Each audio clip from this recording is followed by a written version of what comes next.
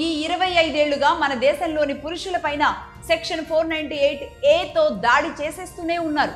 మన ఇంట్లో మన మధ్య భార్యతో భర్తపై కత్తి లాంటి సెక్షన్ను ఉపయోగించి చేపించే ఈ దాడికి ఏటా లక్షల్లో అబ్బాయిలు బలైపోతున్నారు. విరక్తితో జీవితాన్ని నాశనం చేసుకుంటున్న వారు కొందరైతే ఆత్మహత్యలు చేసుకుంటున్న అబ్బాయిలు ఇంకొందరు. దేశంలోని అనేక కోర్టుల్లో లక్షల సంఖ్యలో నమోదవుతున్న 498Aలో అబద్ధపు కేసులుగా కొట్టివేయబడుతున్నవి కూడా అదే స్థాయిలో ఉన్నాయి.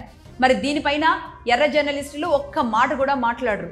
25 ఏళ్లలో సమాజాన్ని పూర్తిగా ఆవహించి కుటుంబాలను బాంబు పెట్టో యాక్సిడెంట్ చేసో చంపేదానికంటే కూడా ఘోరంగా చంపుతున్న ఈ సెక్షన్ 498Aని ఏం చేయాలి?